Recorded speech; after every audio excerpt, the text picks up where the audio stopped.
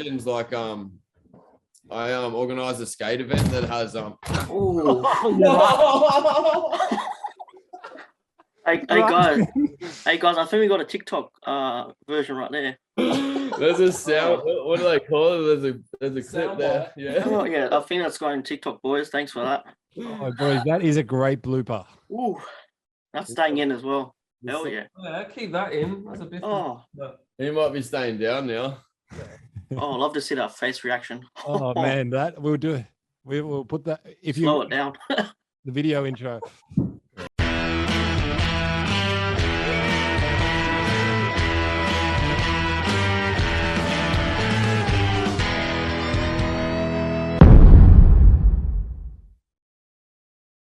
Hello and welcome to another episode of West Underground. Today we have none other than the Bifters joining us on the lounge.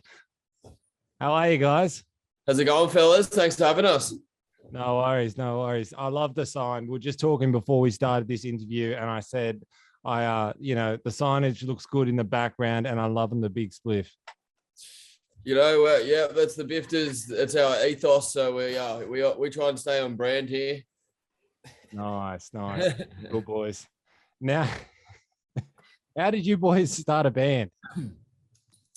The Bifters actually came about because Rory and I are playing a couple of other bands as well around Sydney. I think Honey Hayes has actually been on West Underground before. And we are playing another punk band called Final Gambit together. And we kind of just wanted to start a sort of bit of a passion project for ourselves, because we both sort of through our dads and like growing up, we've always had a pretty like strong interest in blues rock. So we wanted to do our own little sort of passion project, and we like smoking weed, and so we like making songs about smoking weed. And we've got our first debut record, Reefer Madness, which I'm sure we'll get onto in a little bit coming up. It's all finished and done now. So yeah, the Bifters are rolling. Beautiful, boys. I like that you called it Reefer Madness. Yeah. It's a bit of a tongue-in-cheek album, a bit satirical as well, about all the weed propaganda and sort of marijuana hysteria that used to go on back in the 80s and whatever, or 80s and 90s or whenever it was. So we've also got little samples and cuts all cut through the record of actual Reefer Madness movie and propaganda and little pop culture movies and stuff. So it's a pretty interesting record. We're pretty happy with how it's come out, actually. I thought for a second there, I thought you said you've got samples cut and for the record or something. You're giving away, if you buy the record, you get a sample. I was thinking, you're playing a dangerous game there, boys. Yeah, the different strains. There's been some ideas thrown around, but we'll just keep that under the hat for now. Oh, nice.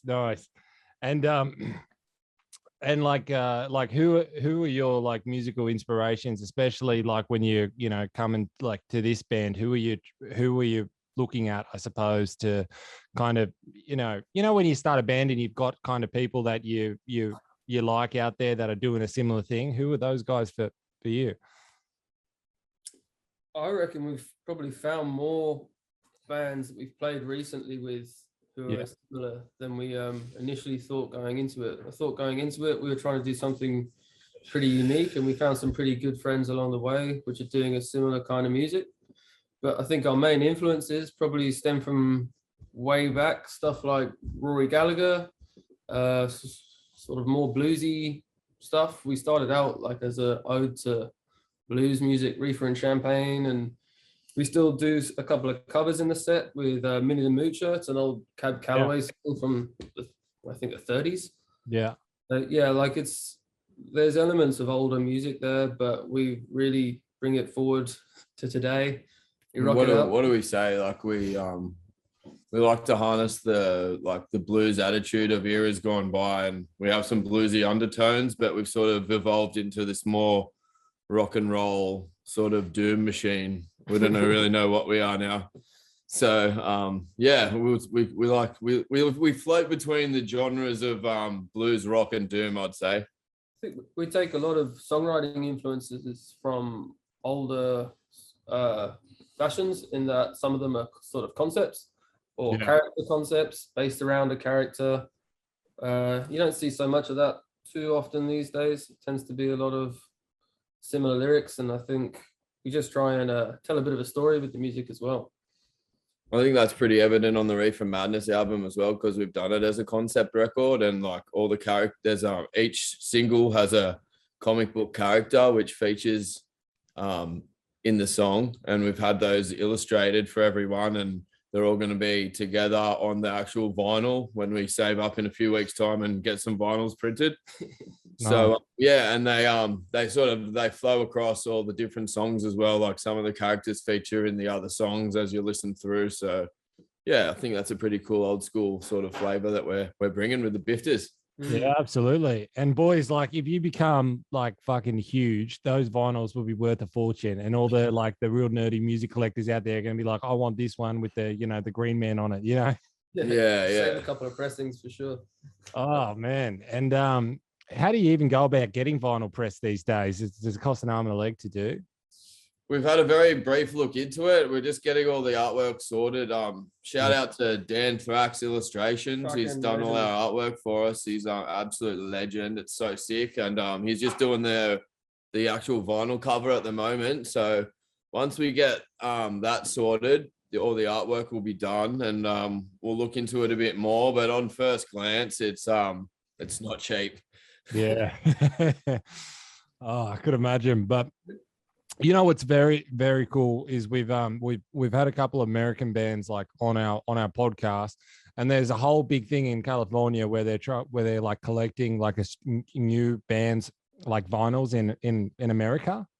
Like there's this little underground market for it, and all these guys are running around scooping up like bands I'd never heard of before in my life. Wow. Cool though. Which you would have thought, Vinyl's back. We'll have to get some printed out over there. Yeah. Oh man, they will find them and they'll just have them over there. Like somebody will find them on some, link or website and get them over there. Put them on eBay. Yeah, that's it. Yeah, that was really cool.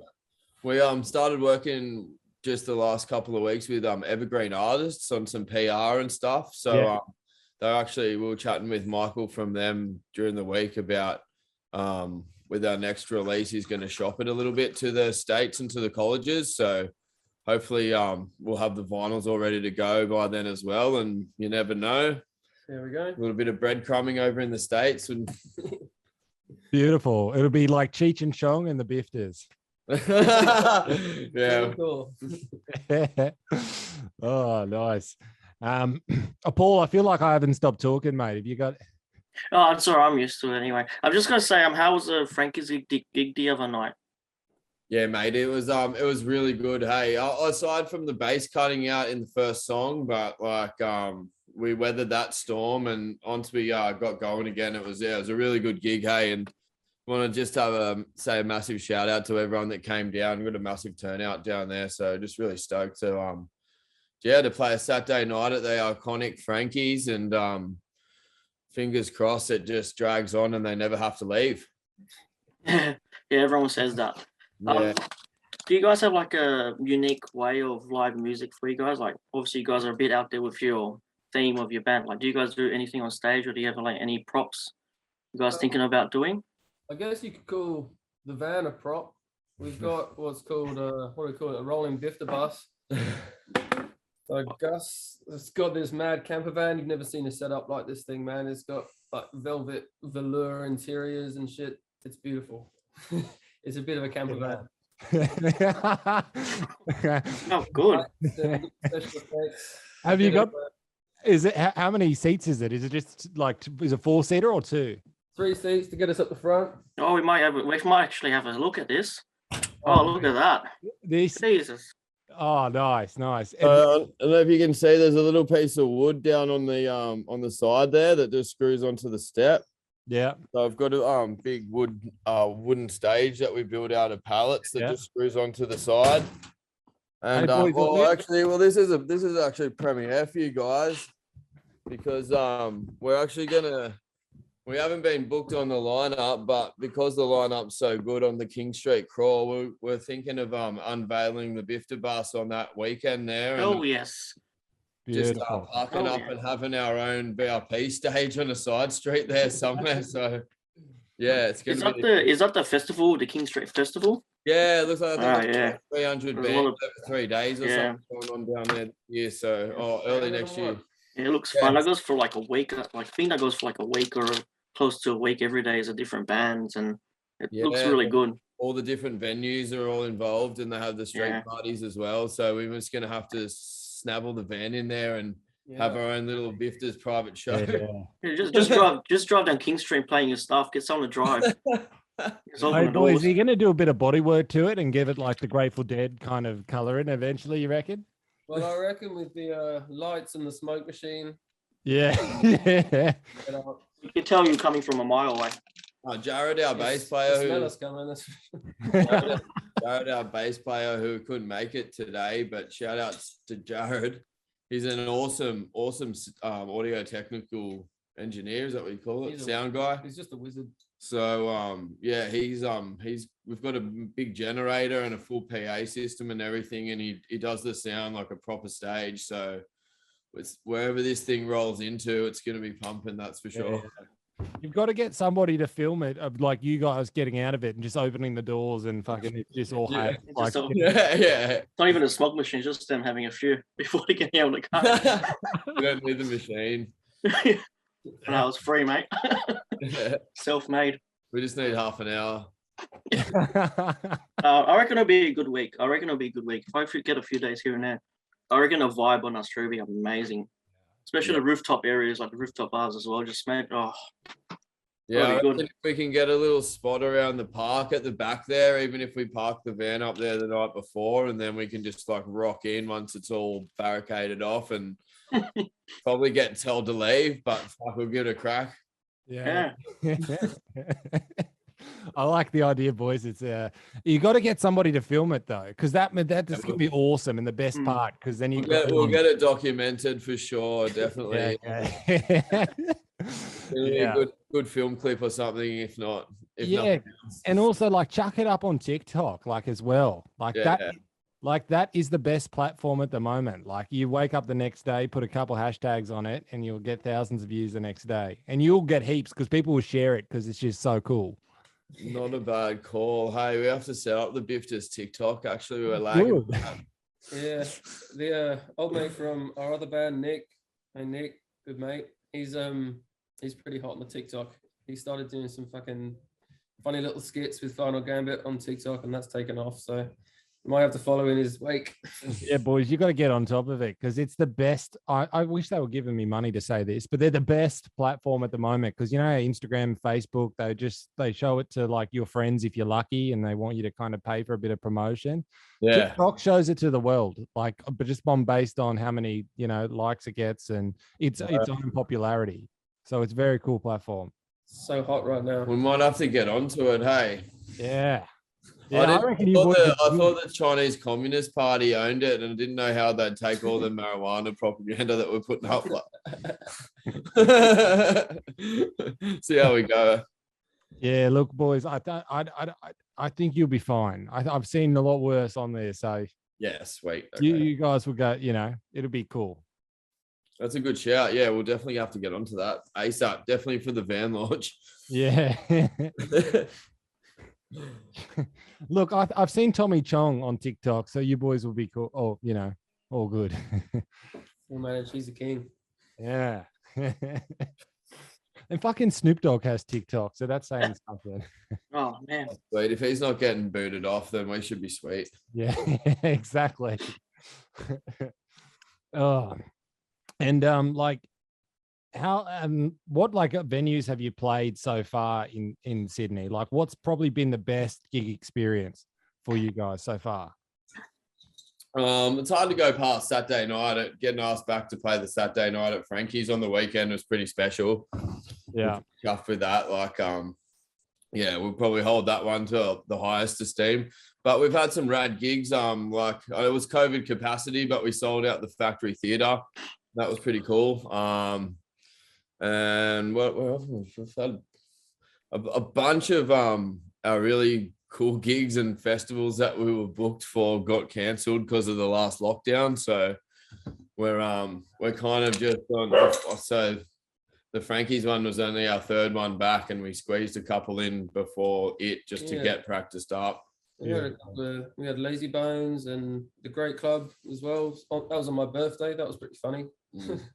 We had a few gigs and just to get warmed back up, but just as soon as we got into Frankie's, we knew we were back on. So it's good to be back. Good to be on the topic of gigs, though, I can give you another premiere. We're proud to announce that we'll be doing a four-show tour with our good pals over at Teddy Rizzo. Cool. Those guys out, Teddy Riz. I'm sure you guys have had him on the podcast recently, I believe. Yep. Yes, sure have. So yeah, and we've been lucky enough to get the tour sponsored by Young Henry's. So even better. Yeah, so we're going to be rocking some beers and rocking some cool venues in January and February of 22. So I think we've got just off the top of my head, the Duke is the first one, and then there's the Vic on the Park, there's the Royal Bondi, there's a bunch of other dates as well. So you'll have to check out their socials because I think we're launching the poster for that in the next couple of days. Awesome. Now I'm going to ask a very stupid question, but I just have to. Have we had one of you boys on the podcast before? It was a Honey Haze. Yes, we have. Sorry, I heard your voice and I recognized it straight away. You just fooled me with the mustache at the, I haven't seen it. That's the lockdown edition. He's got the Lemmy now. Because I came and saw you with Honey Haze, and I don't remember you having the mustache then. You've got a whole new look. You're like a skinny chopper Reed at the moment. At least it's a skinny one. Younger days. Oh man. No, I just had to clear that up with myself. I felt like I was tripping out a little bit. I was like, is it? Am I just getting confused by the accent? Yeah, funny one. Accent, English. But thanks for having me back, mate. It's good to be here again. Oh man, it's good having you back, man. Oh man. Well, I'm glad we cleared that up. I've been going in the last 10 minutes. I've been at the back of my head going, that's him, yeah. Who is this guy? Yeah, I know I've seen you before. Familiar voice as well. Anyway, guys, moving forward. Just on your Young Henry's full show tour. I don't know if I'm allowed to ask this, but what's the package do you guys get being with Young Henry's as a sponsorship? Because I always want to know if you guys get like special free beers or other stuff as well, exclusive.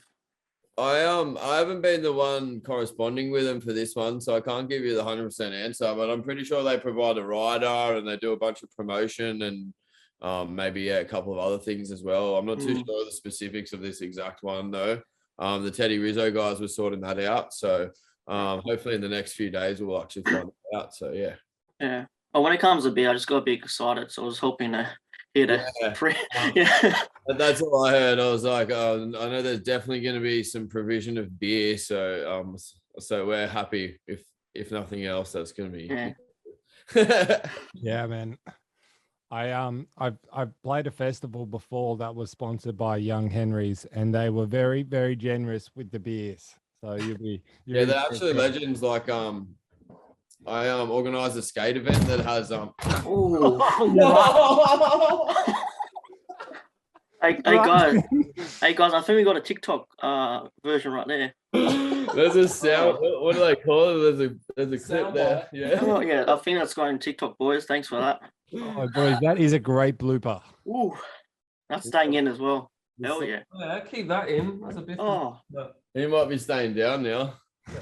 Oh, I love to see that face reaction. Oh man, that we'll do it. We will put that if you slow it down. The video intro. Come in to say hello.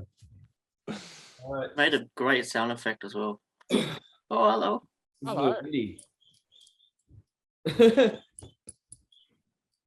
You right, mate? Is it all right? Is it soft or is it hard? Have you got a bit of cardboard? No, it's all good. It's like a soft. It's like a light wood. Oh, okay. Okay, I got a bit worried there. Nah, he's all good. All right. I think he's just getting a spliff. Oh. Yeah. Was your puppy there the whole time, or did he just come in because he heard trouble? He was just like, I'm he's- checking if everything's okay. He's patrolling. Nice, nice. Sorry, what was the question before we were rudely interrupted by the sign? Catastrophe. Oh, what's happened to that? Oh, it's back. I think it was just Hamish's festival experience with Oh, Young yeah, Henry's. no, I was just saying, boys. Yeah. No, they'll take care of you, boys. Oh yeah, no, they're really cool. I do an event down at the local skate park with local bands around the bowl and stuff, and like Young Henry's has hooked me up in the past, and they're just like, yeah, really supportive of like local musicians and artists, and yeah, bloody legends. Appreciate it. Yeah, man, I think they're the best like beer company because like they do all the good events. Like they're on top of it. Yeah, it's great. It's great to have that support because you definitely don't get it from your Spotify royalties. No. I saw a meme that came out recently because everyone got their Spotify analytics, and it's like Spotify is happy to announce that they've given their first $100 to artists, and I was like, that meme itself is sad but true. Like Spotify, you get thousands of streams, and what do you get from it? Yeah, that's it. It's a tough gig, the old Spotify game. Yeah. I think Bandcamp's pretty big over in the States. I think there's like it's easier to sell music because you can sell it through Bandcamp and like sell your vinyls and stuff. Yeah, that's what we'll mainly be doing if once we can finally afford some vinyls, just focus on getting them out to people, like, and I'll deliver them myself if I have to, like. Yeah, boys, make them like only like little limited runs, so then they become like collectible. You know what I mean? Like Sell them out of the van. If you come down and see the pop-up van show, then that's your chance to buy the limited edition vinyl. Yeah, and other than that, you can't get them until the van just randomly pops up. That's it. You got to be onto it. Hey, yeah, we're going to announce it on TikTok in the morning of. Yeah, man, because it's a weird thing. Like people don't want things unless they're like limited or exclusive, or like, you know what I mean? Like if you can get them all the time, it's like, oh, why bother? But if you can only get it at a certain time, it's like fucking special. Yeah, we should make all our artwork NFTs as well. Nice, man. Not a bad idea. Seriously though, Dan Thrax, his illustrations have been fantastic. If you haven't seen on our Instagram, it's worth a visit just for that. He's does some really cool work. He's made a different artwork for each character, and I think that's it's really made it shine as a whole album. Like he's really tied it together. So thank you very much to him. And if you haven't seen it, go and check it out. Very nice. And how did you boys come up with the characters? Whose idea was that? It's sort of a group thing. We've each had like contributions to the songwriting and like had our own characters. I don't know. I think we've each sort of built them as we go. Like the bulk of the songs are sort of communally written, but the characters sort of. And then, I don't know. Yeah, it started off as the first song was Sugar Mama, and then. Yeah. So once we had one character and the idea to kind of that we wanted to do the old school style record that's like flows from start to finish sort of thing. Yeah. Then we sort of just started building like every song, just building a character on top of it, I kind of guess. Yeah. And it all came down to we still didn't have them all until the last day of recording at Deaf Wolf Studios, and Rory had this riff that's now turned into a song that's called The Reverend, and we actually had like no parts written for it at all on the day, and we kind of all believe now that the record's finished that might be our best track. So it's just worked out really sort of, it's been a really fun process as well to sort of do it this way. So thank you. Nice, guys. Nice. And like this is a question for Rory. You know, you mentioned Rory Gallagher at the start of the video.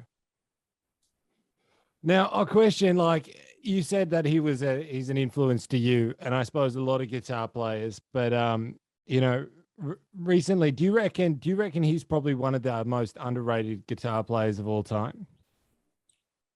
Yeah, I mean, I hear it a lot. It's one of those things where if you ever speak to someone who's heard of him, they always say he's underrated. I think it's fair enough. I actually work for a guitar company and spend a lot of time on the phone speaking to old like 56-year-old blues guys. And so I spent a lot of time talking about the bloke. And yeah, I've definitely heard that before. He's underrated. He's probably much bigger in England where I'm from. My dad was a huge fan. He's always said he named me after him, but don't tell your mum. He put a guitar in my hands when I was pretty young, so I suppose it's true. Nice, man. Look, I just wanted to ask that question because, like, that's the only reason I ever bought a Strat, you know? I'm proof of that as well, because like before I started playing in bands with Rory, I'd heard of Rory Gallagher, but I'd never like fully delved into what he could properly do. And now he's like one of my favorite artists. Like I'm cranking him, like, I don't know what my Spotify rap is this year, but he'd definitely be up the top for sure. Yeah, man. Like it's just fucking unbelievable. Like everybody mentions different guitar players, but like, I don't know. He just seemed to, he's like the guitar player's guitar player. Does that make sense? Like if you're on the outside of looking in at guitar culture, he doesn't get mentioned. It's only the real kind of, you know, guitar nerds. Yeah, not everyone can handle the like 5 solos in one song kind of vibe, but if you're interested and you're enjoying it, there's nothing like it. It's pretty impressive. Yeah, man, it's great. But are you running that combo at the moment? Are you running Vox amps and just Stratton to? Mostly tellies into Vox, but at the moment I've been playing with the Bifters a double cut Les Paul Junior copy with a P90 in it, so it sounds pretty twangy, sort of. Yeah. And you got that twangy vibe still, and yeah, as a little sort of bluesy rocky setup, it gets all the drive you need. Just recently had a birthday, got a lovely present from my girlfriend. It's wicked new pedal from Does It Doom, and that's definitely turned things up a notch. That's been pretty fun. Nice, man. Nice. So you've got a Les Paul now that sounds like a telly, and you've got a collection of telly. I remember you brought one over to my house. Exactly, yeah. You like the twang by the sounds of it. Like the twang, yeah. Yeah, nice. Yeah, I've been recently experimenting with building them and just exploring a bit of sort of circuitry and stuff. It's been quite interesting. Started getting into it, started working at a guitar shop, which has really sort of opened my eyes to repair work, and started fiddling around with pedals and that kind of thing. So it's been interesting the past few months. Lockdown wasn't so bad. Got a bit nice, man. Nice. And what about the rest of you boys? Are you all into, you know, pulling apart your instruments and like, you know, diving in there? You'll smash them apart. Oh man, I've got a shitty 80s timer that every single knob on it's broken or stripped, and yeah, I don't know. I'm always just battling with like hardware and stuff with the old drums, but yeah, that's what they're for. They're there for the bashing, so that's what they get. They get with the Bifters. They get a bit of a beating. I actually am down a snare drum now because I completely lost my snare drum at Frankie's on Saturday somehow. Yeah, I was just checking the van before, I was thinking it was in there, and it's just like nowhere to be seen. So yeah, who steals a snare? Like it's a yeah, like steal. Oh no, it was. I'm more pissed off about the case. It was one of those nice old hard cases that like I don't know if he was bullshitting me, but the guy at the drum shop said they stopped making them. So my snare was pretty shoddy. It was I've been trying to upgrade for a while, like to a proper expensive one. So I guess maybe now is the time. It's Christmas. Yeah.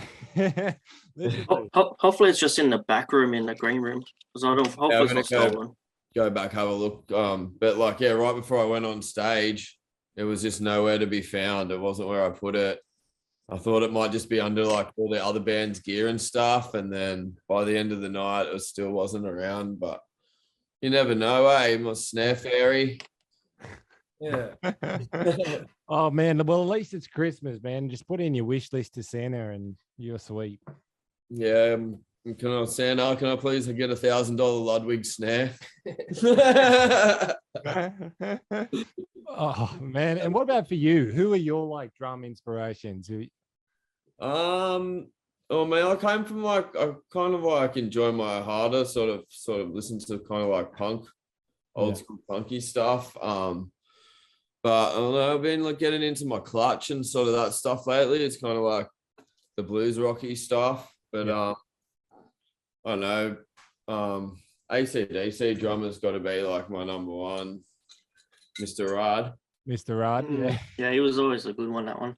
Just like, yeah, he's just solid and never miss a beat, that bloke. So yeah, my old man always like, I don't know, always G'd up that he named me after Angus Young. So I've always been a big Akadaka fan. And so yeah, Mr. Rudd's got to be up there, Mr. Reliable. Nice, man. Nice. Yeah. They let him back in the band, didn't they, recently? Yeah, he's had a couple of little issues there.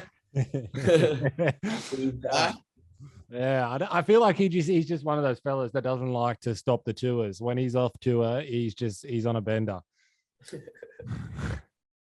Yeah. But that's why he's the number one drummer. Oh man. And what about anybody else? Did you ever go through like the Keith Moon or like John Bonham thing or any of those? Definitely Bonham. A few people used to like. There's a photo that goes around that where like I semi-look like him. So I've had a couple of Bonham. I can see that. Yeah. Heroes. Who else do I like? I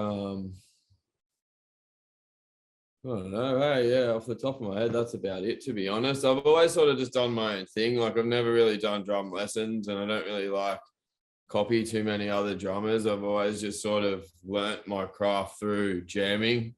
I've always been playing in bands and playing in 3 at the moment. So I kind of get different flavors in my drumming through like the different bands. With like the Bifters, it's the blues rock with like doomy change ups, and Honey Haze, it's more like the psychedelic kind of what do we call it, funky punk. And then like Final Gambit band is obviously like that more punky metal style. So I kind of get a bit of a spread over all 3 of the bands at the moment, and it's like, yeah, it's pretty fun to explore all those different genres. And I think my drumming's evolved a little bit lately because of that. Feeling a bit more comfortable now with all the different genres and swapping and changing from doing it like 5 nights a bloody week. So yeah, it's good. Yeah, love the drumming at the moment. I'm so stoked it's like heating back up again, like after all this lockdown. Yeah. And what's your favorite like style to play? Like, is it fun to be swinging with the Bifters, or is it like fun to chill out and do, or play a bit of the punk stuff with the? No, I've always had such a wide range in music that it's kind of like I kind of like love them all. Hey, like they all have their own little like. I don't know. I think I still have an underlying sort of punky flavor to my drumming that I kind of adapt, depending on which band it is. So yeah, it's nice, man. Yeah, it's good fun at the moment. Yeah, cool. I feel like we haven't given drummers enough love on this, like this little not like West Underground. We always chat to the guitar players, and I talk about guitars and shit because that's what, and drums and bass have just gone under the radar. We didn't even have him on for Honey Haze. Yeah, I know. Where were you, man? I think I must have been on holidays. I might have snuck away in the van, so yeah. Cool. Yeah, guys, we'll have to have it like you guys on the couch again, and do something in the future for sure. Yeah, that'll be cool. Play you a song or something. Yeah. The song playing turned out really well back then as well. It was the live music did really well on our couches as well. I think we just had the right equipment at the right time for the performances we did as well. That was a mad setup around there. That was Yeah, I still listen to you sing the Midnight Dancer. Oh yeah, that blew up, that one. Yeah. That turned out really well. Oh, thanks guys. Yeah, that's a bit of a Honey Hayes classic. I love hearing Honey Hayes boys. Yeah. We're up in Newcastle this weekend at the Cambridge. Nice.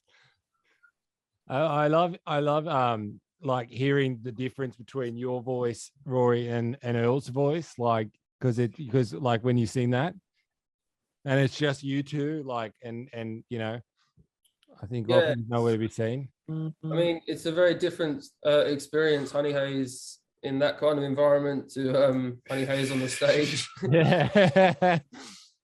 We definitely let it loose, and it's kind of it's not, I wouldn't say it's heavy, but it gets moving. There's a bit of more of a stomp to it. So that's I can see what you mean. It's definitely a bit more sparse and a bit more of a separation there. Yeah. But yeah, when we're playing live, I reckon it's a bit more of a force. Yeah, of course. Man, what about, do you do that with the Bifters yet, where you're able to get the crowd in to sing the tunes a little bit? We got a couple. Minnie the Mooch is a good do it one. with the Minnie the Moocher cover. I love that song. Yeah. I love that song. Yeah. So good. All call and response, basically. So it's really cool. We've actually in the Bifters with Jared, who's the bass player. He sings a couple of songs as well, and he's got this crazy voice. Like, oh man, it's, I don't know, how do we describe it? Like it's like this prog voice, but it's like, I don't know, fucking like your Axl Rose, but like proggy, screamy kind of shout, but grungier with kind of a Kurt Cobain twist. Oh wow, he's got a hell of a voice, man, and he gets that high note. I think I sent you guys a little sample of the album, and I think it's track number 3. Is it number 3? Oh, Mary Jane, it's called. That's the song that Jared sings. So it's good. It adds a nice little point of difference on the album as well. It's just like this, And for backups, it's unreal. Having him behind you is so cool because he can just get anywhere. He's got such a great voice, and he's wicked on the bass too, bro. He was a good find, like, because as we said before, Gus and I are just playing together in other bands, and came across Jared. I think he had jam with Final Gambit, didn't he? He did jam with Final Gambit once upon a time, but then I put up like a saucy little green encoded ad on the Sydney musicians page, looking for a crusty bass player that wanted to play some smelly weed blues in the dark or something. I don't remember exactly what I said, but yeah, Jared hit me up straight away, and then he's come around and he's been with us ever since, and it's been great to have him. He's been great for the Bifters. It's gonna be he's actually moved up the coast recently because of lockdown and stuff, and he's got 2 kids, so he wanted a little bit more space for them with all this lockdown stuff going on, but he still manages to get down here like a couple of times a week on the train and stuff. Like he's beautiful, man. Legend. Yeah, it's good. That's fucking commitment. Yeah, he's the man. Yeah. Shout out to Jared. Yeah. He was down here all weekend because of the launch, so he obviously he didn't make it back down for the interview this time, but I'm sure he'll be keen for the next round. Yeah, for sure. And like, when you know how you boys were just mentioning there about like Minnie the Moocher, do you do have you heard the Robbie Williams version? I can't say I have, no. I didn't know he had a version. Is that the jazz one? Is that the one we went jazzy with? Put out this weird jazz album where he just does a bunch of covers these standards, but there's like one cool part of it, and I'm just wondering if you guys do, where he starts the song kind of really slow, and then like halfway through it just kind of goes into like double time, and it just we got the cut in at double time. Third verse, it's all like spoken rather than sung through that. Yeah. cut in. Yeah, It's but pretty cool. it's good. It's good when it really. Oh, Oi, oi. hey, Sorry. sorry, dog's going off. Yeah, it's really good when we absolutely nail it on the button with that one. I think we did a pretty good job at Frankie's on the weekend, so that was good. But yeah, it's one of those timing things where if the fallback is not so good, or if the feedback's, and Yeah. you're not hearing properly and you don't get it on the button, it really looks a bit shit. But I think we've got it going good now after a year. Nice, nice. Oh, boys, that's good to hear. Like that song's a really cool tune, isn't it? Like, do you get the crowd to sing the "Ardy Ardy Ardy" oh, that part? Like, are they singing that back to you? I mean, that's the goal. Yeah. If they know it, yeah. It's mixed vibe.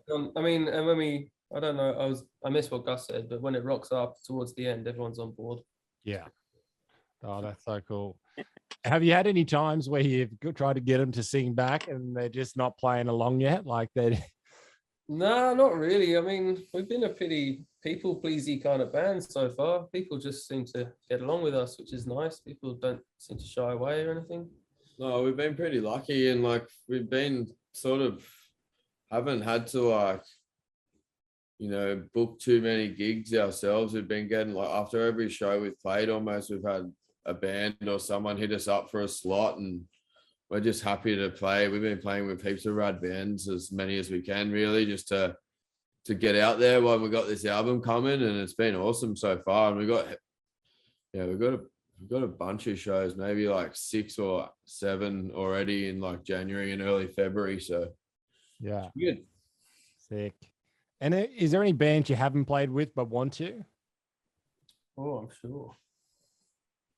I want to play with Papa Pilko and the Bin Rats. Yeah. I've wanted to play with them for like as long as they've existed. Yeah. I always message them before every show and shit. Like, they announce a show, I'm like, yeah, Bifters will support, gene them up. Like one day they'll need someone and we'll get in there. Yeah. Who else? Dream lineup, I'd play with Fringo. Yeah, the Fringo boys. Old school band from back in the day, Gus's old mates. Yeah. Unfortunately not together anymore. Yeah, we get them out for gigs sometimes, like once in a blue moon, and they're just like, yeah, they still got albums up on Spotify. They're called Fringo. Good stuff. They're the best. They're the best old school band. I'd like to play with them again and bring them back. Nice, boys. I thought you said Ringo, and I was thinking, oh, geez, that's a bit. You're going for the stars. Yeah, nah, Fringo, you should check them out. They've got a sick album on Spotify from back in the day. That's one of my inspirations for sure. Ringo, like Fringo. That's the one. Nice. I'll check it out. Yeah, it's dope. Yeah, East Side's finest, mate. Eastern Suburbs finest. That album that inspired a lot of people. So it's good. Yeah, it's good. Very cool, man. And like, what are your big aspirations for the band? I know we spoke about the van before, about doing some van gigs, but what else have you boys got installed? Well, our glory goal for the Bifters is to play at Blues Fest. So we pretty much just want to do anything we can to set ourselves on the path to achieve that. So we're just gonna keep building the brand with the album and like try and get bigger and bigger shows. Hopefully get onto some small festivals next year. And then that's the aim. We're just going for it. Now, is it hard to get booked for Blues Fest? Like, I know you got to be in a certain crowd to get for Splendor, but for Blues Fest, like how many blues bands are there around Australia? I don't actually know. Hey, I just know that it's hard for me to book it because I don't have any contacts. Blues Fest, if you're watching this, hit me up. I can see you guys doing Blues Fest actually. I think you guys will suit it. You guys would suit Blues Fest. Oh, we'd love to do it, so I reckon we'd suit it perfectly as well. And like, I don't know, I feel like the lineup these days, and they're not all necessarily like blues bands anyway. So I feel like, if there's a little sneaky side stage, the Biffies will jump in. Yeah. On our own stage. We'll just And didn't Blues Fest like have Iggy Pop like over one of the last couple of years? Well, if it did, I'm sorry I missed it. Fuck. Oh, I don't know. I'm just maybe I'm thinking of something else. But Robert Plant was like 4 or 5 years ago. Yeah, Robert that Plant was guy's on. ready to croak. He's not got much left in him, surely. No, Iggy Pop. Yeah. Are we talking about Iggy or Robert here? Either one. Either Definitely. one.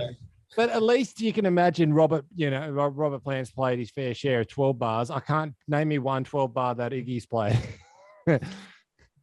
That's true. They can definitely have a Bifter. Oh, Paul, have you got any final questions? Just on the live music stuff, do you feel like that different venues bring in different crowds, or do you guys have roughly the same? Like, do you have to like play songs to the crowd, or it depends on the venue? I think you're asking do different venues have different demographics. Yeah, no, we're strong believers in we play our set like as hard as we can at no matter what venue. Like so, yeah, maybe like even like you would say last weekend we had played at this rad little single launch with Laura, her name was. She was doing a single launch at the Great Club in Marrickville, and a couple of other doozy bands that we played with. What was it? Armana and Pastuzo, I think it was. Yeah, they were all hell cool bands, and yeah, I'd say that we were just a little bit heavier and a little bit quite different to the rest of the genres, but like we're still well received, and I think it's just better to just go in there and just do what you do and how you do it without changing it too much, no matter. I think we decided we'd rather play hard and do our sound justice than like try and dial it back too much. I mean, we're not overly heavy, but if we're given the chance, we can blow heads off if you're not expecting it, I guess. I think that turned into great advice as well, to be honest. That's great advice for other bands listening to this as well, to just play as hard as you can and just don't change for nothing and play what you want to play. Exactly. That's pretty much sums it up. Yeah. Yeah, that's us, man. Like, yeah, we're just gonna do it. And like if people like off the percentages, most people are digging it. So we're not gonna change it up just because like a venue. I think you're the type of guys would hand in a blank piece of paper when the head like the organizer asking for a set list. He goes, yeah, here you go, man. We forgot, but we'll play it anyway. It's just blank. We've written it out every single time we've played. Like, Got a few. They get left everywhere, those things. Yeah. But I've listened to the songs like so many times now with the whole mixing and mastering and recording process. Shout out to Deaf Wolf and George Giardis for recording and producing that whole album for us during that whole lockdown bullshit. So they absolutely smashed it, and we're just so stoked with how it came out. Like he whipped up all the samples and stuff that we wanted and just made them like on there better than we could have even imagined. So we can't wait to like get that first press of the vinyl with all the artwork and stuff. That's just going to be a good feeling. Looking forward to that. Nice, boys. Like it sounds like 2022 is going to be an exciting year for you guys. I don't want to jinx it. We're going to have a crack. That's for sure. Yeah. Oh, fuck. It looks like we're opening back up. We should be ready to gig again. After this Christmas break, we're going to hit the ground running. So, yeah, you said it. 2022 is ours. Yeah, go for it, boys. Go hard or go home. That's it. All right. I think that's it. Thanks very much for having us, fellas. Cheers, thanks for coming on. This has been really fun. Yeah, I've really enjoyed it. We'll have to chat again soon. Appreciate it. Absolutely. Sounds good. I hope to see you guys at the gigs as well. Yeah, we'll do. Yeah, check out the new single. It's on Spotify and all the streaming services now. It came out on Saturday, Queen of Machine. So should have a little film clip coming after Christmas for that one. So check it out. We'll have a link in the bio for you guys. Thank you very much. Appreciate having us.